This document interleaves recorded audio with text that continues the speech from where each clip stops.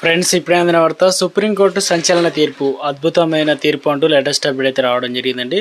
So ఆ వివరాలు ఏంటనేది కూడా వీడియోలో తెలుస్తుందా, వీడియోని చివరి చూడండి, అర్థమవుతుంది. మరోసారి ఛానల్ వస్తే తప్పకుండా సబ్స్క్రైబ్ చేసుకోండి. చూస్తున్నారు కానీ లైక్ చేయడం మర్చిపోతున్నారు, వెంటనే లైక్ చేయండి. వీళ్ళకైతే వెళ్ళిపోతుంది.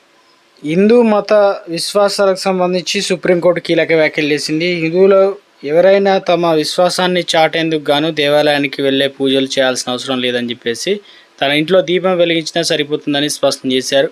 హిందూ మత విశ్వాసాలకు సంబంధించి సుప్రీంకోర్టు కీలక వ్యాఖ్యలు చేసింది. హిందూ మతం అనేది కేవలం ఆచారాలు సాంప్రదాయాలు పరిమితమైంది కాదని, అది ఒక జీవన విధానం అని తెలిపిందనమాట. హిందువులు ఎవరైనా తమ విశ్వాసాన్ని చాటేందుకు దేవాలయానికి వెళ్ళి పూజలు చేయాల్సిన అవసరం లేదని, తన ఇంట్లో దీపం వెలిగించినా సరిపోతుందని స్పష్టం చేసింది.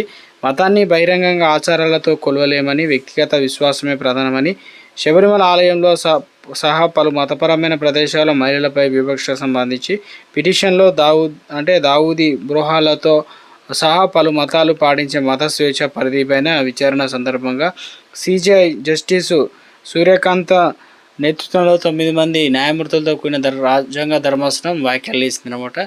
ఈ ధర్మాసనంలో justice PV Nagarathnam, justice MM Sundaresh, justice Ahsanuddin Amanullah, justice Arvind Kumar, justice Augustine George Masih, justice Prasanna R Varale, justice R Mahadev. So ఇక 15వ రోజు విచారణ సందర్భంగా పిటిషన్ ఒకసారి తరపు న్యాయవాది డాక్టర్ జి మోహన్ గోపాల్ 1966లో హిందూ అనే పదానికి ఇచ్చిన నిర్వచనాన్ని సవాల్ చేశారనమాట.